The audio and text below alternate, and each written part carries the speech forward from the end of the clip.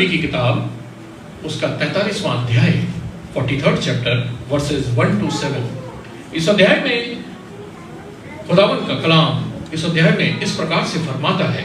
खुदावंद का कलाम इस तरह से कहता है, हे इज़राइल तेरा रचने वाला और हे याकूब तेरा सृजनहार यहोवा अब यूं कहता है, मत डर, क्योंकि मैंने तुझे छुड़ा लिया है, मैंने तुझे नाम लेकर बुलाया है और तू मेरा ही है।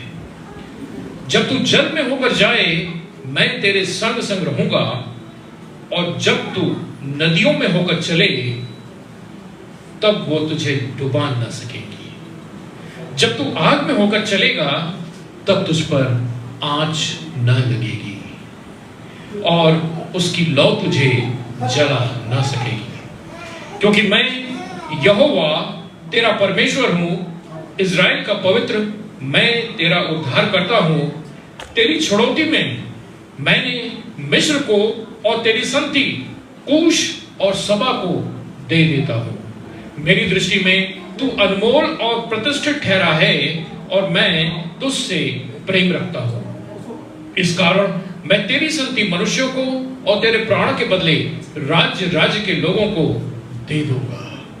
मत डर, क्योंकि मैं तेरे साथ हूं। मैं तेरे वंश को पूर्व से ले आऊंगा और पश्चिम से भी इकट्ठा करूंगा। मैं उत्तर से कहूंगा दे दे और दक्षिण से कहूंगा कि रोक मत रख।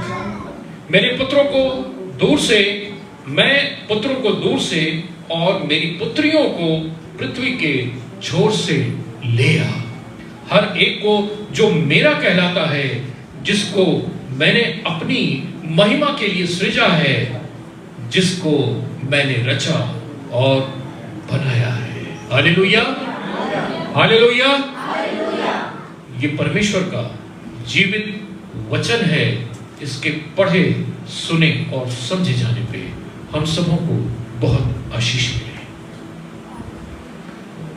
यशायाह नबी की किताब 43rd चैप्टर, इस पूरी वर्ष को आप लोगों ने अगर अपनी बाइबल में मार्क नहीं किया है तो अंडरलाइन कर लीजिए, क्योंकि ये 1 से 7, 43rd चैप्टर 1 से 7 वर्ष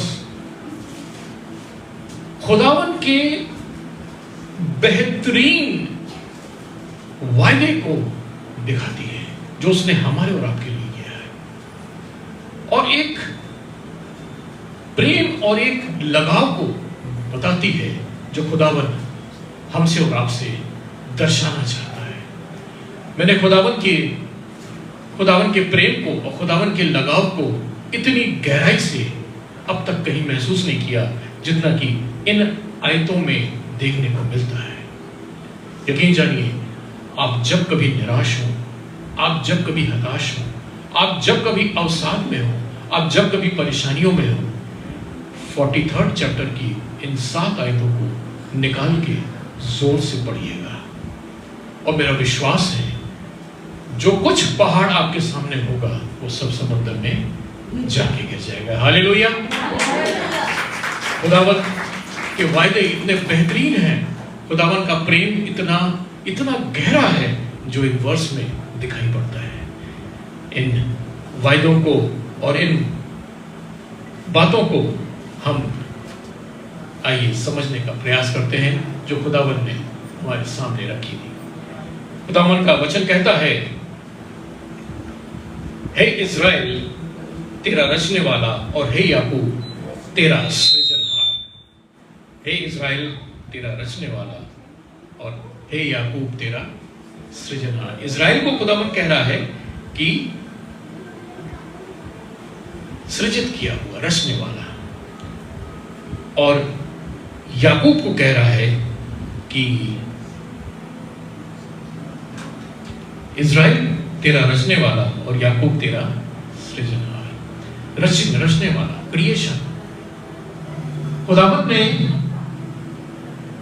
जिसको अपने हाथ से बनाया है, इज़राइल के लिए उस उपमा को खुदावंद दर्शा रहा है कि मैंने तुझे अपने हाथ से बनाया है। आई हैव क्रिएटेड यू, मैंने तुम्हें सृजित किया है, बनाया है, अपने हाथ से मैंने तुम्हें बनाया है। उस इजरायली जाति में से उसने याकूब के वंश को निकाला है, जिसके लिए लिखा हुआ है कि मैंने तुम्हें सृजित किया है। उस इजरायली जाति से याकूब के वंश को खुदावंद ने निकाला, जिसके बारे में लिखा हुआ है कि मैंने तुझे सृजित किया है। और आगे कहता है कि मत डर, क्योंकि मैंने तुझे छुड़ा लिया है। मत डर। हम लोग अक्सर डर लगता है, किसी को अंधेरे से डर लगता है, किसी को स्थितियों से डर लगता है, किसी को परिस्थितियों से डर लगता है, किसी को एग्जाम से डर लगता है,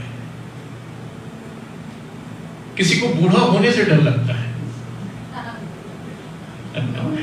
किसी को पक्के बाल होने से भी डर लगता है। हालेलुया। लेकिन सारी परिस्थितियों में खुदावंद कहता है कि मत डर। और सबसे आश्चर्य की बात यह है कि हमारी बाइबल में मत डर 365 बार इस्तेमाल हुआ है। यानी हर दिन हमारा खुदावंद क्या कहता है? मत डर।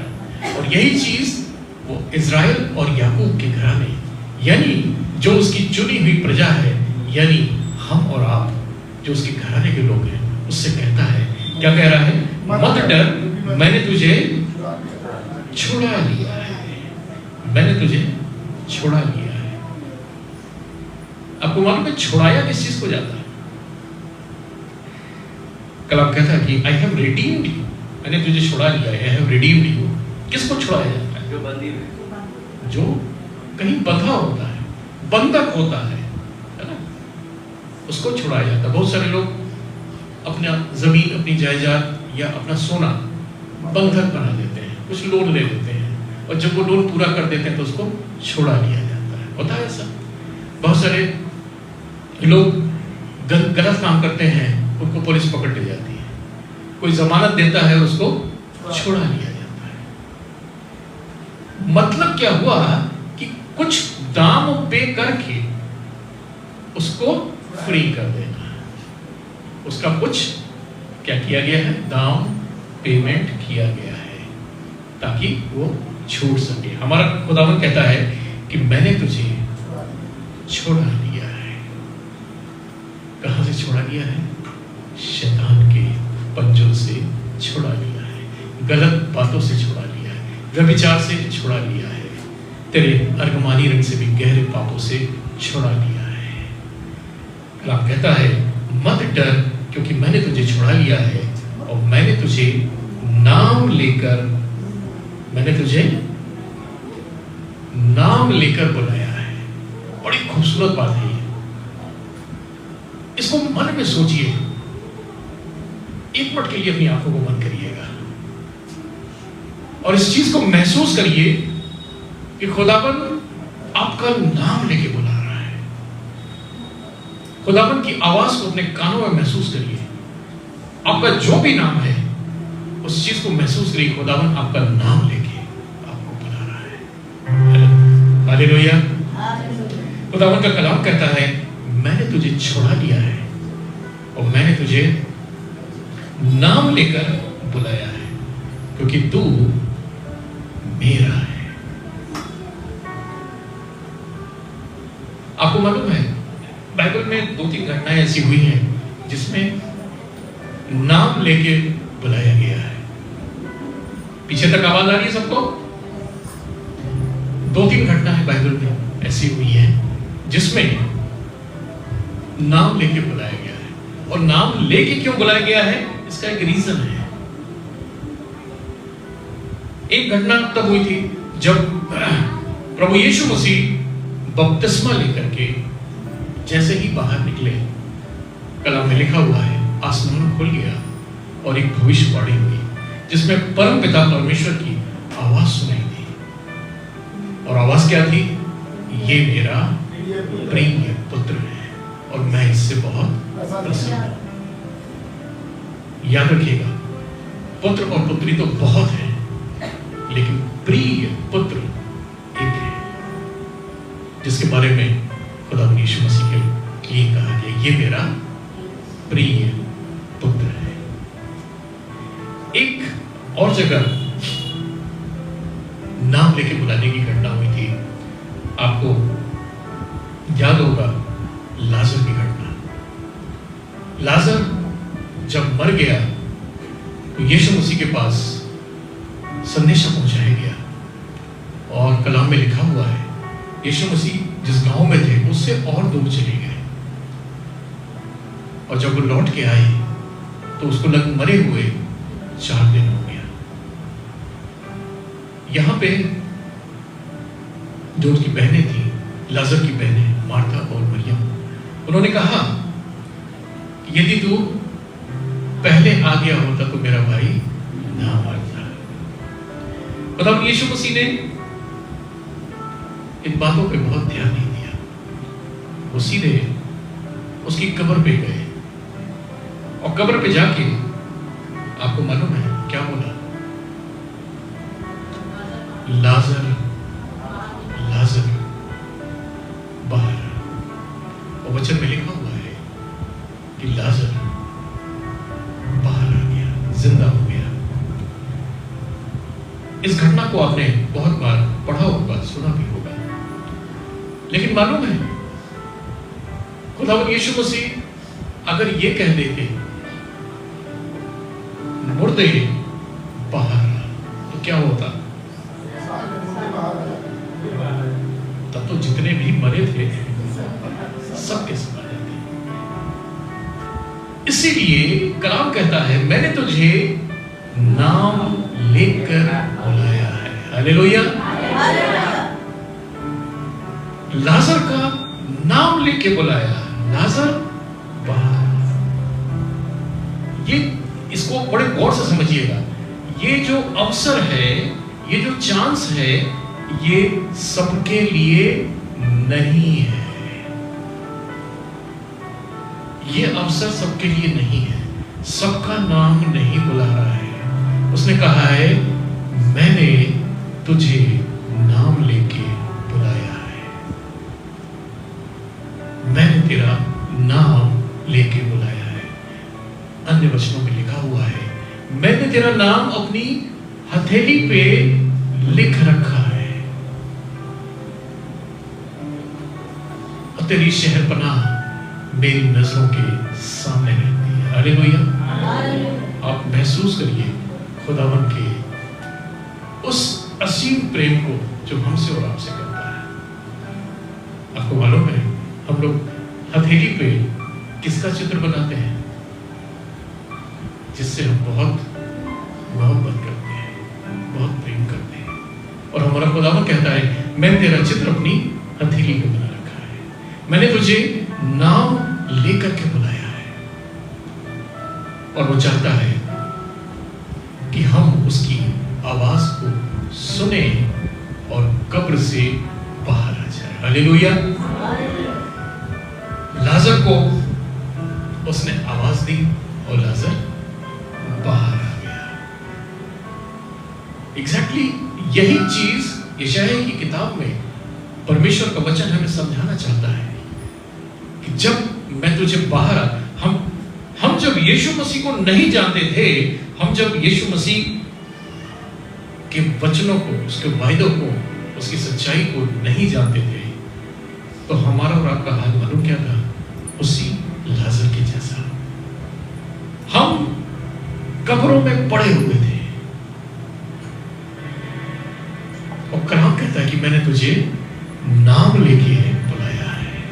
अब सोचिए जो स्थिति लाजर की थी वही स्थिति उसने हमारे और आपके सामने रखी है। मैंने तुझे नाम लेके बुलाया है। क्यों? क्योंकि तू मेरा ही है। बाइबल में वर्ड लिखा हुआ है मेरा ही है। मेरा है और मेरा ही है में बहुत फर्क है। मेरा ही है का मतलब मेरा उस पर कंट्रोल है, मेरा उस पर स्वामित्व है, मेरा उस पर पूर्ण अधिकार है। ये मेरा भाग है, ये मेरा निज भाग है। मैंने तुझे नाम लेके बुलाया है। हालेलुया। खुदावन का कलाम आगे कहता है खूबसूरत वायदा है। आप देखिएगा दूसरे पद में लिखा हुआ है, जब तू जल में होकर जाए मैं तेरे संग संग रहूंगा, और तू नदियों में होकर चले तो वो तुझे डुबा न सकेगी।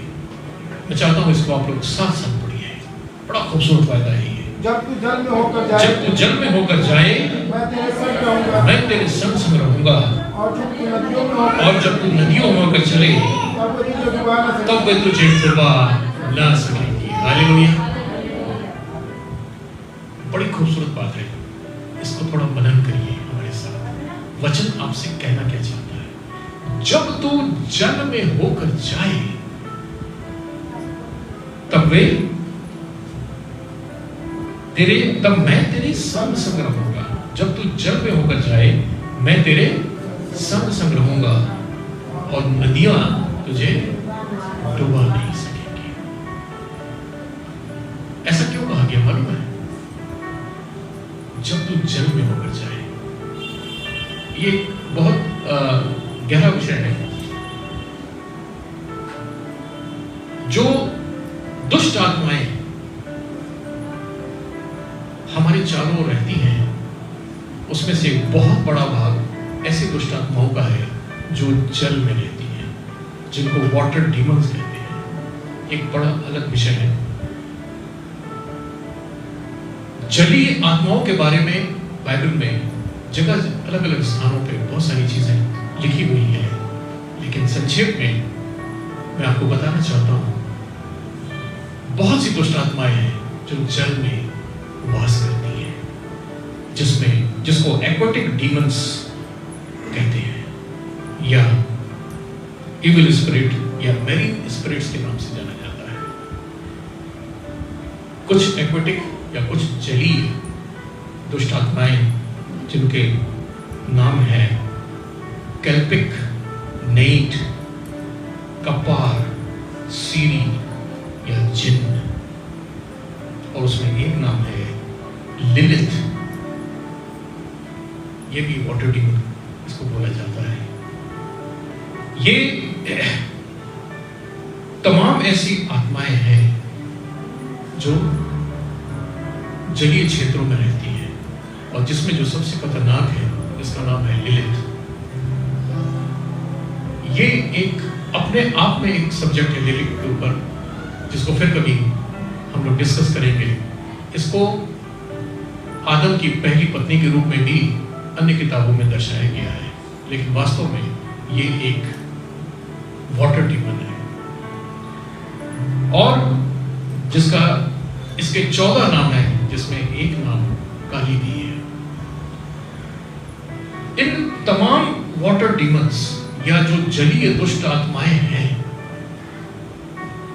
कलाम कहता है कि जब तू जल में से होकर चलेगा तो ये तेरा कुछ बिगाड़ नहीं सकेगी, क्योंकि मैं तेरे संग।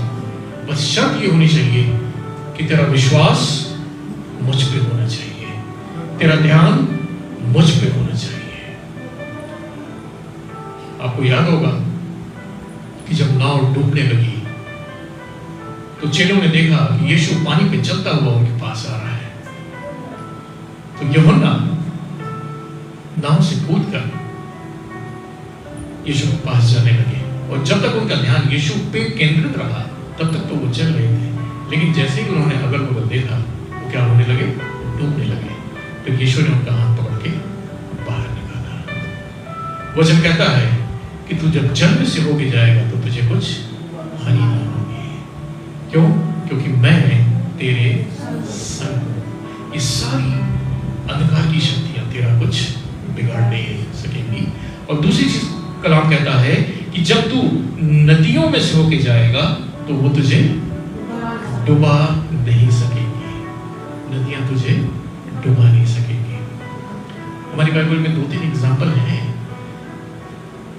लाल सागर में किस तरह से परमेश्वर ने रास्ता बना दिया और एक सूखी भूमि क्रिएट कर दी, जिसमें इजराइल की सारी सेना, सारे लोग आराम से चलते हुए दूसरी ओर निकल गए।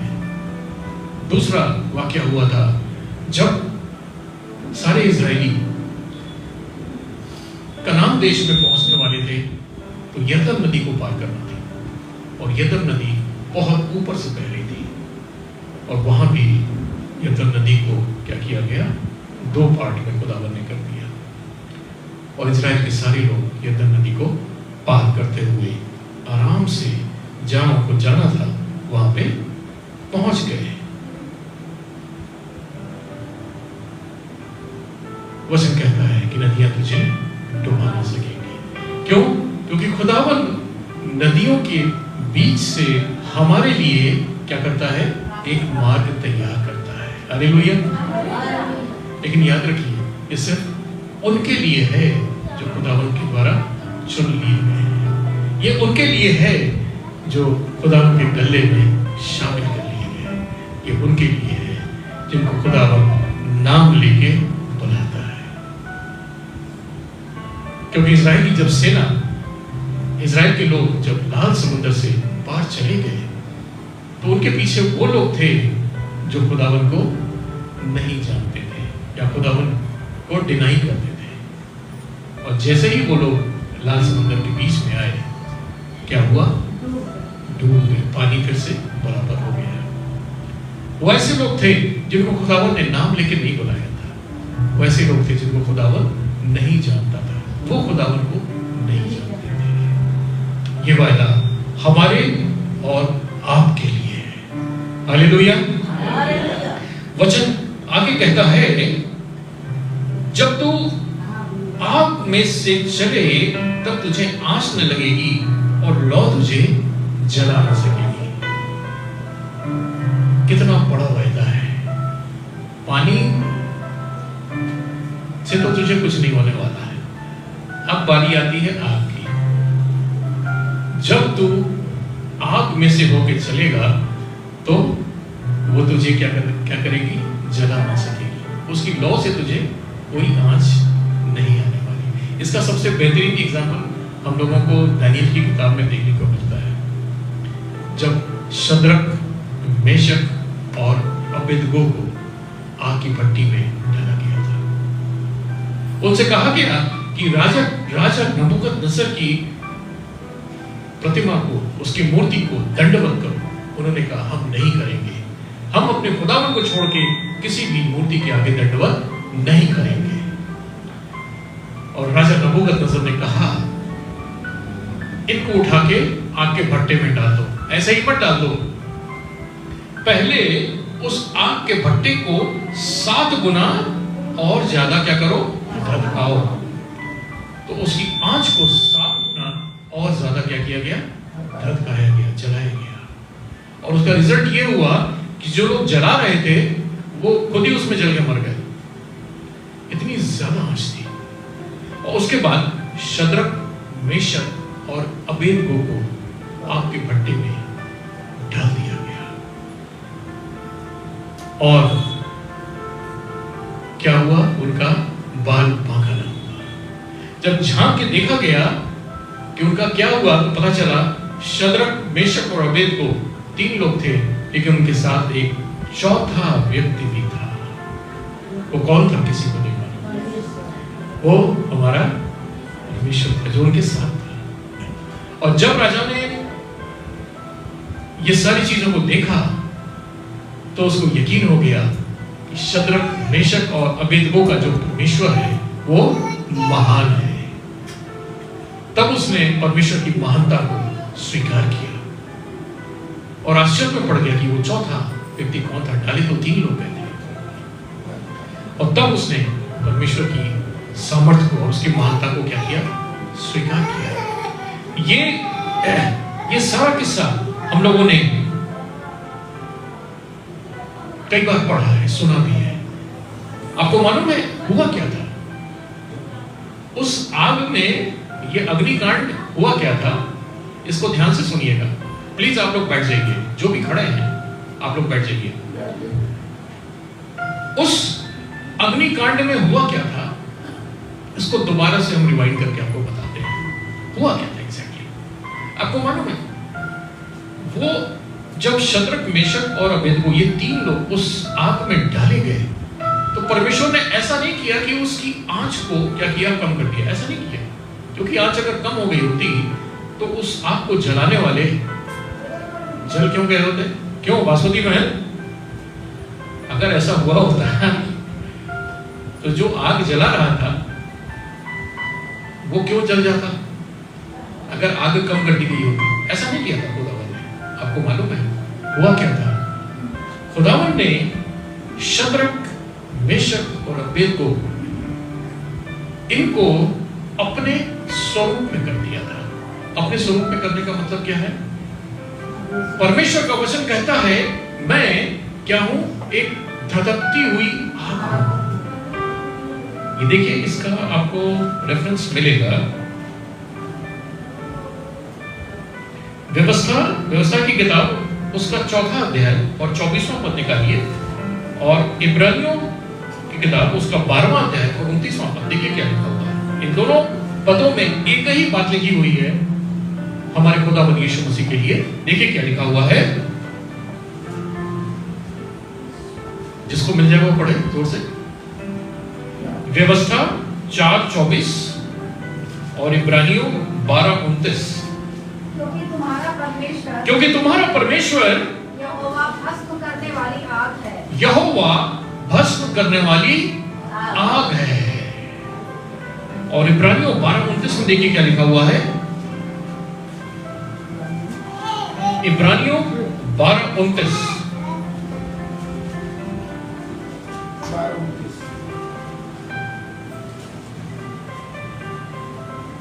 क्योंकि हमारा परमेश्वर भस्म करने वाली आग है। क्योंकि हमारा परमेश्वर भस्म करने वाली आग है। एक ही बात को दोनों जगह लिखा गया है। हमारा परमेश्वर क्या है? भस्म करने वाली आग है। हमारा परमेश्वर क्या है? जोर से बोलिए, हमारा परमेश्वर क्या है?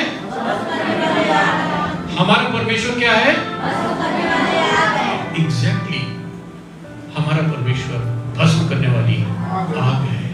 और यही हुआ था शद्रक, मेशक और अबेदको में। जब वो आग की भट्टी में डाले गए तो परमेश्वर ने उनको अपने स्वरूप में कर दिया। और परमेश्वर है क्या? धधकती हुई आग। अब एक चीज बताइए, आग कभी आग को बुझाती है क्या? आग कभी आग को जलाती है क्या? ना आग आग को जला सकती है, ना आग को बुझा सकती है। यानी आग अगर आग में है तो क्या है? सेफ है, उसका कुछ नहीं होने वाला, क्योंकि वो भी आग है और ये भी आग है। और यही हुआ था उन तीनों के साथ। शद्रक, मेशक और अबेदको खुदा ने अपने स्वरूप में कर दिया था। और यही चाहता है खुदावन हमसे और आपसे, यही चाहता है कि हम उसके समान एक धधकती हुई आग में कन्वर्ट हो जाए। क्यों कन्वर्ट हो जाए? उसके पीछे रीजन है, क्योंकि प्रकाशित वाक्य में लिखा हुआ है कि जब वो आएगा तो उसकी आंख आग की ज्वाला की समान होगी। वो अपने स्वरूप में आएगा, और जब हम उसके साथ जाएंगे तो अब ये बताइए, अगर हमारे अंदर उसके जैसी गर्मी नहीं है, उसकी जैसी ज्वाला नहीं है, तो क्या हम उसके साथ जाने के लायक हो पाएंगे? नहीं हो पाएंगे। एक आग दूसरी आग के साथ रह सकती है। परमेश्वर ने कहा मैं जगत की ज्योति हूं, और उसके बाद कहा तुम जगत की ज्योति हो। क्यों कहा? वो ज्वाला है, तुम भी ज्वाला हो। वो ज्योति है और तुम भी ज्योति हो, क्योंकि आग और आग, ज्योति और ज्योति ही एक साथ रह सकते हैं। आपको मेरी बात समझ में आ रही है? खुदावंद का कलाम इसीलिए कहता है तू ठंडा न तो ठंडा है न तो गर्म है, इसीलिए मैं तुझे निगलने पे हूं। और आगे लिखा हुआ है भला होता कि तू गर्म होता, क्योंकि खुदावंद चाहता है कि हम उसके समान क्या हो? गर्म हो। उसके समान एक धधकती हुई ज्वाला में आ जाए, उसके समान हम ज्योति में कन्वर्ट हो जाए। क्योंकि जब ऐसा होगा तभी हम उसके स्वरूप में अपने आप को लेवल करने के लायक हो सकते हैं। हालेलुया। और ऐसा होता कब है? आपको मालूम ऐसा हो, ये ऐसा नहीं कि झटके में हो गया। ऐसा कब होता है? ऐसा तब होता है जब हम उसकी उपस्थिति में लगातार बने रहते हैं, अपने विश्वास के लेवल को लगातार हम बढ़ाते जाते हैं, पवित्र आत्मा से हम भरते जाते हैं, हम खुदावन की नजदीकी में आते जाते हैं। तब ऐसा होता है कि हम खुदावन के लेवल में आने की कोशिश करते हैं। और खुदावन यही चाहता है कि हम उसके विचार और उसके व्यवहार को समझ सकें। अब कलाम, हम लोग जब कलाम पढ़ते हैं, इस वचन को हम जब पढ़ते हैं, हम सरसरी तौर पे पढ़ते हैं। बहुत से लोगों को हमने देखा है, आज आपने बाइबल पढ़ी? हाँ पढ़ी। क्या पढ़ा? मैंने 2 चैप्टर पढ़ लिया। नहीं पढ़ा क्या? हमने 2 चैप्टर पढ़ लिया साहब। आपने पढ़ा क्या उसमें से, ये बताइए। क्या ऐसा वचन था जो आपको लगा कि यीशु मसीह आपसे बात कर रहा है, परमेश्वर आपसे बात कर रहा है? साहब वो तो नहीं मालूम, लेकिन हमने 2 चैप्टर पढ़ लिया। अब यकीन जानिए, आप एक दिन में 10 चैप्टर पढ़ जाए बाइबल के, कुछ होने वाला नहीं है।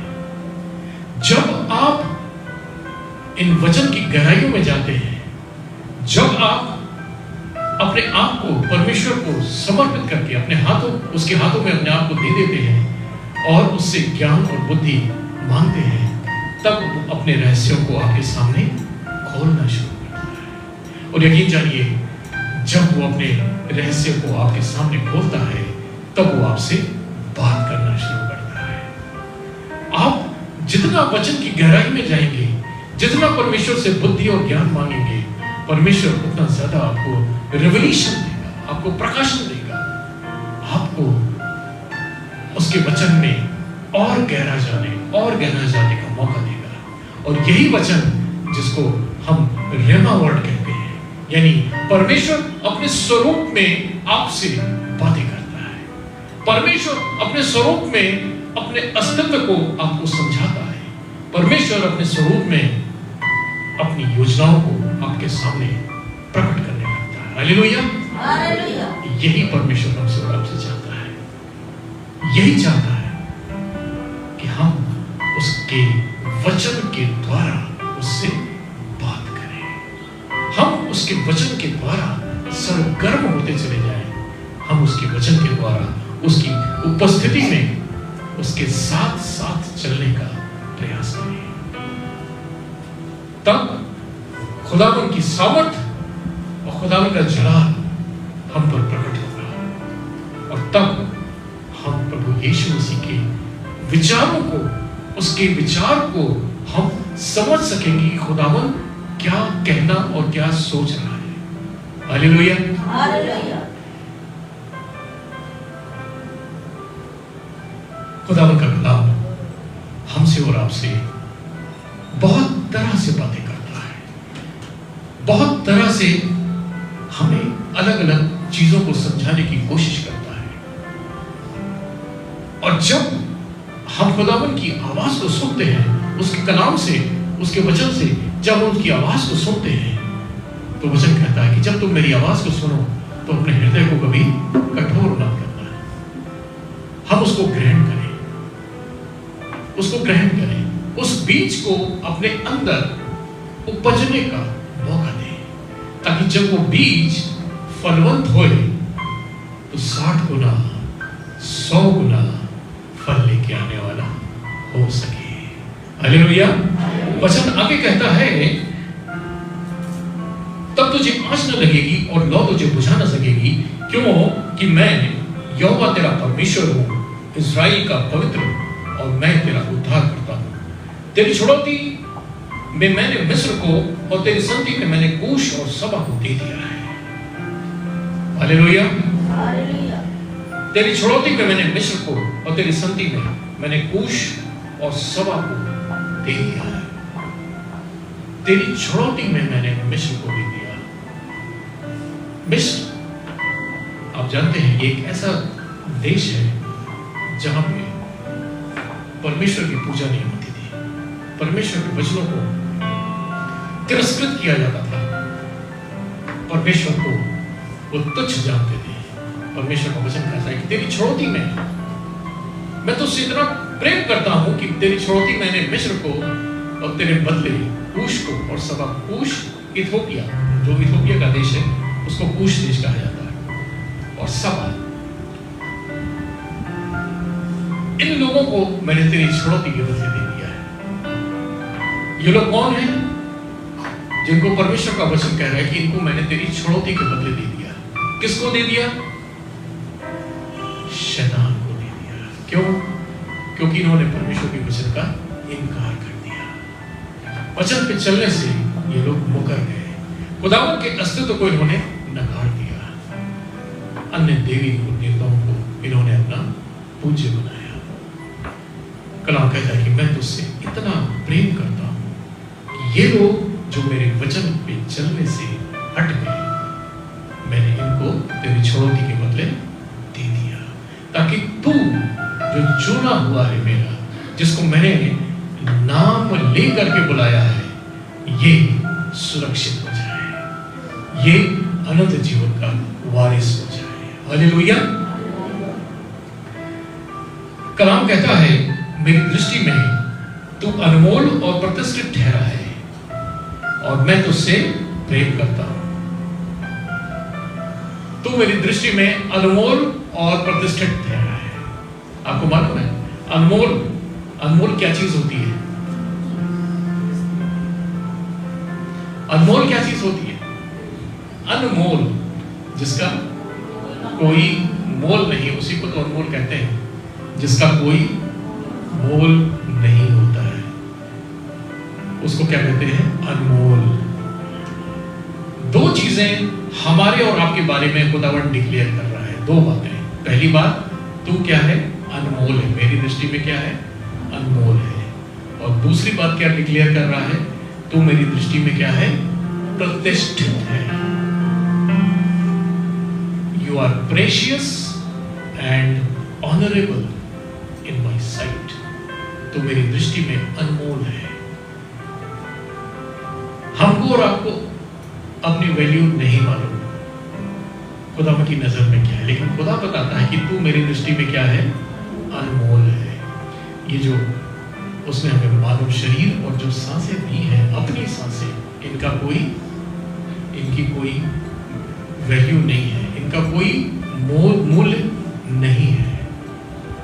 अभी बीते दिनों जब कोरोना का कहर था, तो एक घटना थी जो सत्य घटना थी।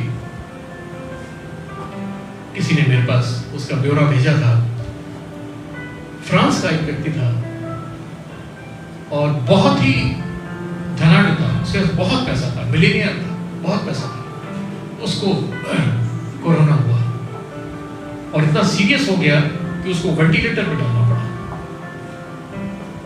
वेंटिलेटर पे करीब वो 22-24 दिन रहा और उसके बाद वहां से वो जीवित वापस आ गया और ठीक हो गया। जब हॉस्पिटल से उसको डिस्चार्ज किया जा रहा था, छुट्टी दी जा रही थी, तो ये हुआ कि साहब जो हॉस्पिटल का बिल है वो पेमेंट कर दीजिए और आप जाइए। तो शायद 8 या 10 लाख रुपए वहां का बिल था, जो हॉस्पिटल का बिल था। अब उसने बिल देखा तो बिल देखकर वो रोने लगा।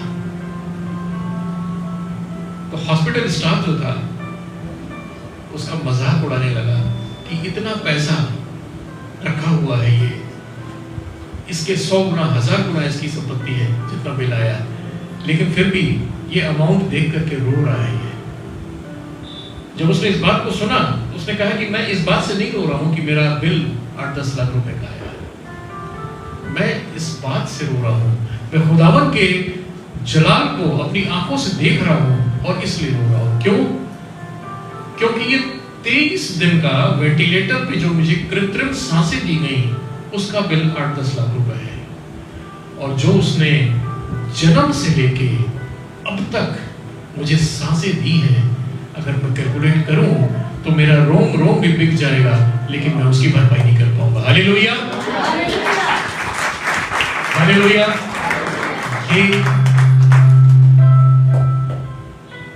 खुदावन का कलाम हमको और आपको समझाना चाहता है। तू मेरी दृष्टि में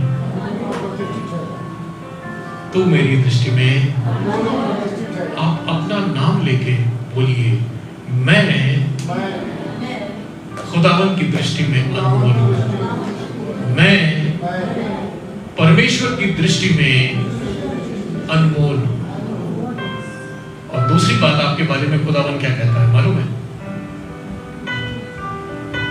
तू मेरी दृष्टि में क्या है? प्रतिष्ठित है। तू मेरी दृष्टि में क्या है?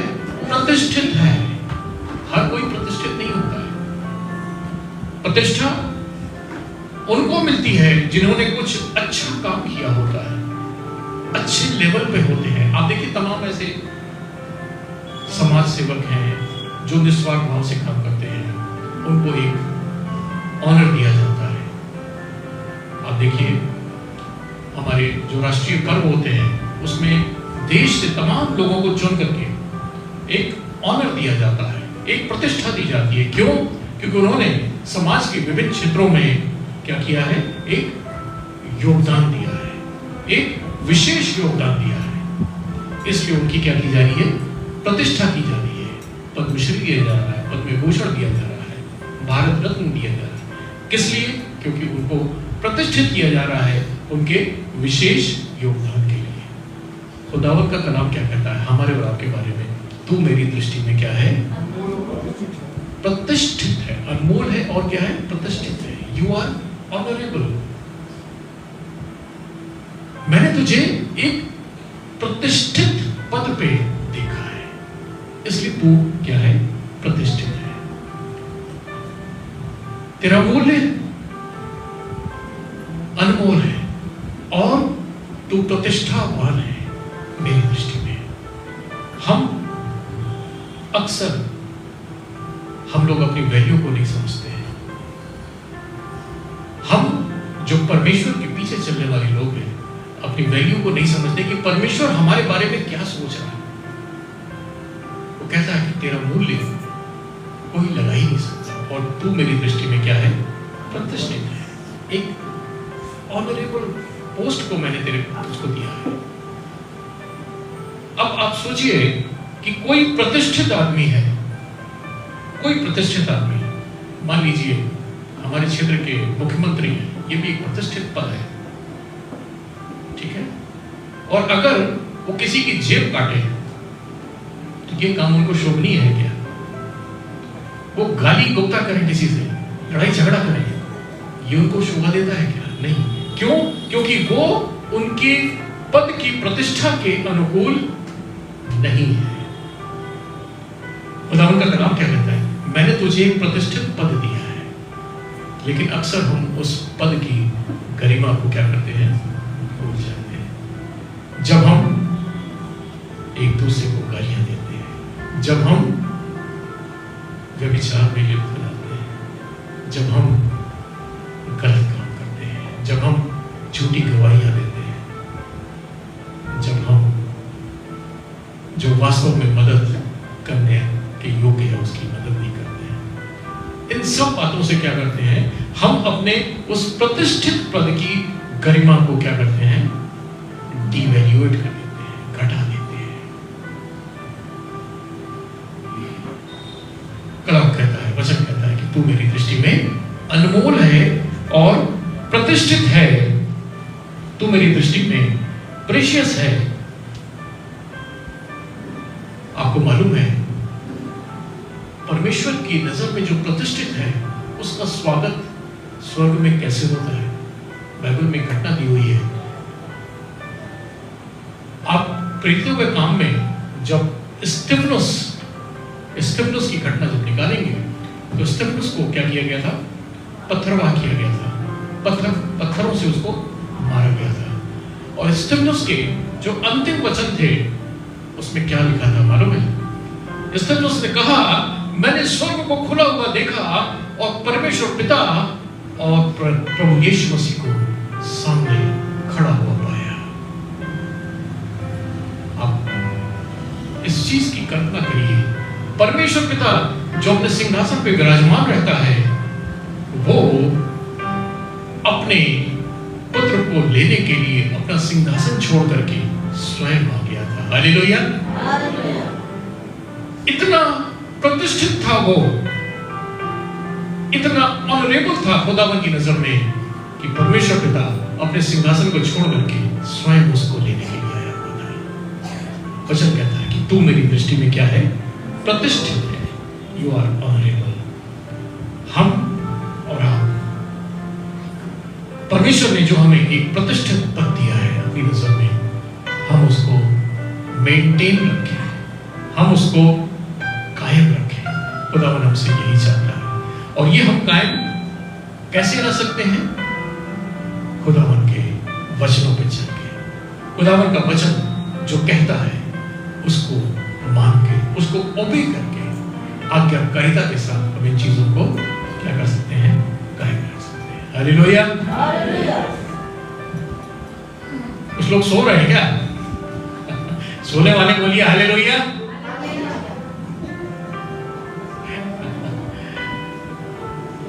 बड़ा खूबसूरत वचन है, आज इसको ग्रहण करके जाइएगा।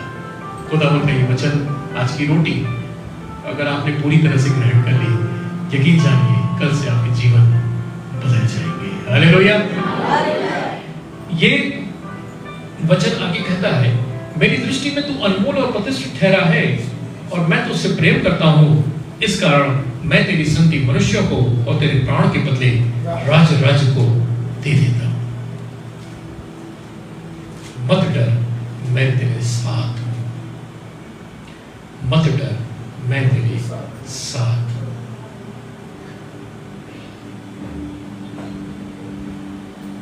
उसने हमारे बदले उन लोगों को दे दिया जो परमेश्वर की आज्ञाओं से फिर गए, जिन्होंने परमेश्वर की आज्ञाओं को डिनाई कर दिया। लेकिन हमारे और आपके प्राण क्या किए? उसने बचा लिए। हमारे और आपके प्राण उसने उद्धार के लिए बचा लिए, ताकि हम उस अनंत जीवन के वारिस हो सके जिसका वायदा उसने हमसे और आपसे किया है।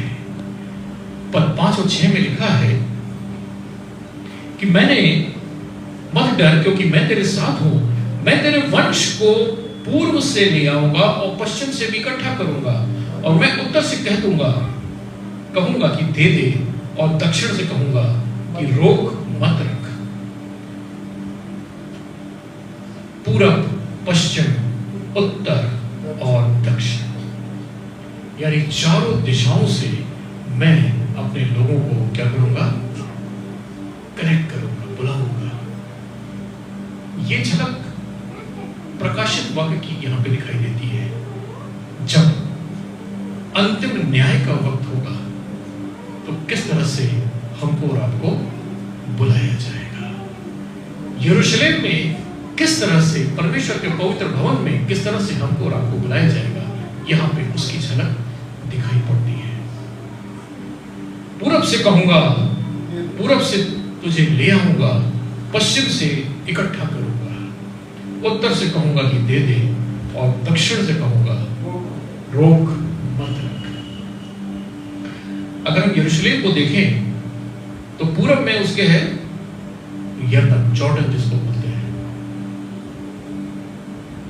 कलाम कहता है कि वहां से तुझे ले आऊंगा, क्योंकि जॉर्डन में बहुत सारे मसीह लोग हैं। पश्चिम में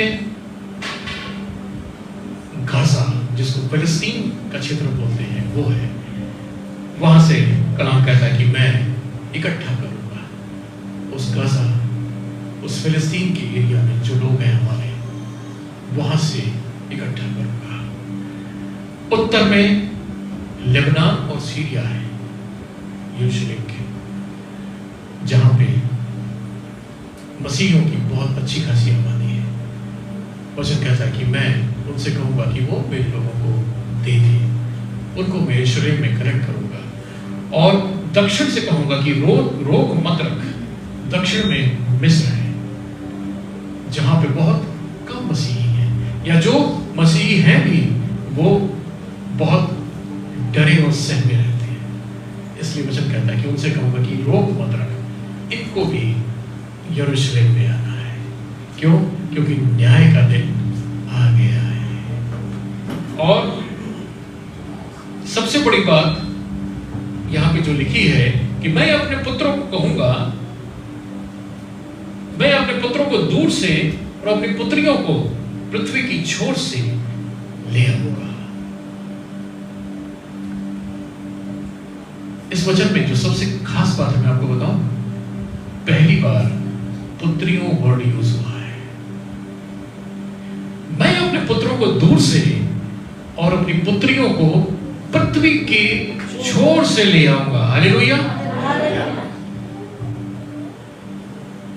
हमने अब तक जितने भी वर्ष पढ़े उसमें पुत्र, परमेश्वर के पुत्र, यही वर्ड ज्यादातर यूज होता रहा, लेकिन पहली ऐसी वर्ष है, इसके आगे भी एक वर्ष है जिसमें पुत्रियों का इस्तेमाल हुआ है। मैं अपने पुत्रों को दूर से और पुत्रियों को पृथ्वी के छोर से बुला ले आऊंगा। यानी परमेश्वर के पुत्र कौन है? हम और आप, क्योंकि कलाम कहता है कि मैंने तुम्हें पुत्र और पुत्री होने का खिताब दिया है। मैं अपने पुत्रों को दूर से, यानी दूर दराज जितने भी देश हैं वहां से क्या होगा, यरूशलेम में परमेश्वर करेक्ट करेगा। और अपनी पुत्रियों के बारे में लिखा है कि मैं उनको पृथ्वी के छोर से, यानी इसका कहने का मतलब यह है, वर्ष ये बताना चाहती है कि पृथ्वी में कहीं भी हो उनको छोड़ा नहीं जाएगा, उनको वहां से आना पड़ेगा। हालेलुया। उनको वहां से बुलाया जाएगा। और हर एक जो मेरा कहलाता है, जिसको मैंने अपनी महिमा के लिए सृजा है, जिसको मैंने रचा और बनाया है, उन सबको अंतिम न्याय के दिन वहां पे बुलाया जाएगा। हर एक जो मेरा कहलाता है, उसके अपने बच्चे, उसके अपने लोग, आपको मालूम है हम किसको सबसे ज्यादा अथॉरिटी से, किसको ज्यादा सबसे ज्यादा हक से किसको बुलाते हैं? जो हमारे अपने होते हैं, हमारे अपने बच्चे, हमारे अपने लोग, हमारे अपने बेटी और बेटी। हम उनको प्यार भी करते हैं, हम उनको डांटते भी हैं। हम उनको ये नहीं चाहते कि किसी गलत रास्ते पे निकल जाए। हम उनको नाम लेके बुलाते हैं। आपको मालूम है, हर एक जो मेरा कहलाता है, हर एक जो मेरा कहलाता है, यानी हम और आप जो उसके कहलाते हैं, हर एक जो मेरा कहलाता है, जिसको मैंने अपनी महिमा के लिए सृजा है। आपको मालूम है हमारी औरत की रचना क्यों हुई है? यहाँ पे एक उद्देश्य है परमेश्वर हमको और आपको बनाने का, और वो यहाँ पे लिखा हुआ है किस लिए हमारी और आपकी क्रिएशन हुआ है, ताकि हम परमेश्वर की महिमा कर सके। हालेलुया। कलाम कहता है कि जिसको मैंने अपनी महिमा के लिए सृजा है, अपनी महिमा के लिए बनाया है। तो इस चीज को नोट कर लीजिए कि अगर आप प्रभु में, परमेश्वर में बुलाए गए हैं, तो उसके पीछे उद्देश्य केवल एक है कि हम उसकी महिमा करें। और उसकी महिमा होगी कैसे? सबसे बड़ी बात है, उसकी महिमा कैसे होगी? उसकी महिमा ऐसे होती है कि जब हम उसके वचन को अपने जीवन में अंगीकार कर लेते हैं, अपने जीवन का एक क्या करते हैं, पार्ट बना लेते हैं, एक जीवन का एक भाग बना लेते हैं। हमारे सोने, हमारे जगने, हमारे उठने, हमारे बैठने, हमारे बोलने, हमारे आचार व्यवहार, यहाँ तक कि जब हम खामोश रहते हैं तब भी उसका जलाल प्रकट होता है। Hallelujah, hallelujah. हमारे हर एक्शन से, हमारे हर बातों से, चाहे हम कुछ भी कर रहे हैं, खुदावन की महिमा प्रकट होती है। और खुदावन यही चाहता है, उसने हमको और आपको किस लिए बनाया? अपनी महिमा के लिए। मान लीजिए हमारा किसी से झगड़ा हो गया, वो हमें गालियां दे रहा है, और बदले में अगर वो 4 गालियां दे रहा है तो हम उसको 8 गालियां देने लगे, तो क्या फर्क रह जाएगा उसमें और हमारे में? कुछ नहीं। खुदावन का कलाम चाहता है, खुदावन हमसे चाहता है कि हम उसकी महिमा प्रकट करें। वो गालियां दे रहा है, दे दीजिए। अगर कोई चीज हमें कोई दे रहा है और हम लोग उसको नहीं लेना है तो वापस तो उसी के पास चली जाएगी। एकदम चिढ़ रही है, कोई झगड़ा कर रहा है, करने दीजिए। कुछ बोल रहा है XYZ, बोलने दीजिए। कई बार ऐसा होता है, बहुत से बातों में हमें आपस में क्या होता है, मतभेद हो जाते हैं, झगड़े हो जाते हैं, ये होता है। सबसे अच्छा तरीका ये है कि खुदा के कलाम को, जो वचन जो आपको सबसे ज्यादा प्रिय है, उसको बोलने लगिए। खुदावन का कलाम हमसे ये कहता है, खुदावन का कलाम हमसे ये कहता है, खुदावन का वचन हमसे ये कहता है। शैतान तो हमेशा चाहेगा कि हमारे बीच में रगड़े झगड़े मतभेद होते ही रहे ताकि हम वचन से हट जाए। लेकिन कलाम कहता है, मैंने तुझे अपनी महिमा के लिए चुन लिया है, महिमा के लिए बनाया है। कलाम कहता है, मैं हर एक जो मेरा कहलाता है और जिसको अपनी महिमा के लिए मैंने रचा और बनाया है, इन सारे लोगों को न्याय के दिन बुला लिया जाएगा। इन सारे लोगों को न्याय के सिंहासन के दिन नाम लेकर के बुलाया जाएगा और तब हम खुदावन के साथ उसके राज्य में उसके साथ रहने के योग्य अपने आप को बना सकेंगे। खुदावन का वचन हमको और आपको एक बहुत बड़ा मैसेज देता है। खुदावन का एक अद्भुत प्रेम यहाँ पे दर्शाता है। ये पूरा ये जो वर्ष थी, पूरी आयतें एक अद्भुत प्रेम को बताती है और एक परमेश्वर की एक अद्भुत लगाव को दिखाती है कि मैं तुमसे कितना प्रेम करता हूँ। इस चीज को समझ लो कि मैंने तुम्हें नाम लेके बुलाया है, तुम मेरी दृष्टि में प्रतिष्ठित है, तुम मेरी दृष्टि में अनमोल है। मैंने पृथ्वी की छोर से तुझे बुला लिया है और उद्देश्य सिर्फ एक है, क्या? कि हमारे और आपके जीवन बचा लिए जाए। परमेश्वर अपने वचन के द्वारा हम सबों को ऐसी आशीष दे, ऐसी तौफीक दे, ऐसी सामर्थ दे कि हम उसकी योजनाओं को, हम उसकी बातों को अपने जीवन में अंगीकार कर सकें, हम उसके वायदों को और उसके विश्वास के वचनों को अपने जीवन में उतार सके। आमीन। आइए हम लोग प्रार्थना करें। सारी उत्तम आशीषों के देने वाले सर्वशक्तिमान पिता परमेश्वर, बड़े आदर भक्ति दीनता और नम्रता के साथ अपने चरणों के पास आते हैं पिता। धन्यवाद देते हैं आज के वचन की उस रोटी के लिए जो आज के दिन आपने मुकर्रर की थी पिता। धन्यवाद देते हैं पिता परमेश्वर कि आपने अपनी उन बातों को, उन रहस्यों को हमारे सामने रखा पिता, जो आप हमें समझाना चाहते थे। होने दे पिता कि आपके इन वचनों को हम अपने जीवन में उतार सके, हम उन बातों को पिता समझ सके जो तू हमसे कहना चाहता है, हम तेरे उस प्रेम को समझ सके पिता जो तू हमसे करता है।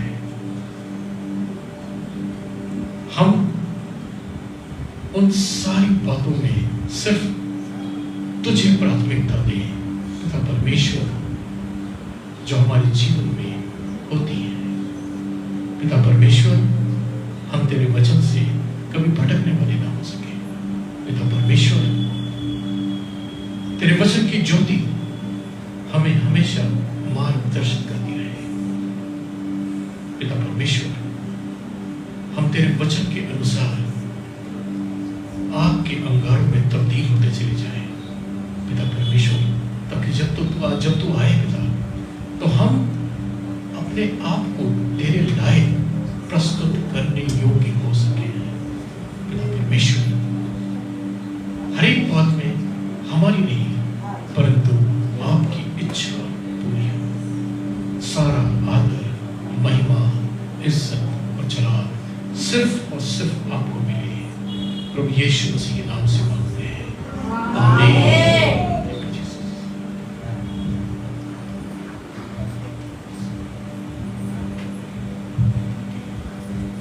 अब ये समय होगा कि हम अपने दान को अपने परमेश्वर के पास लाएंगे, उसकी महिमा करेंगे।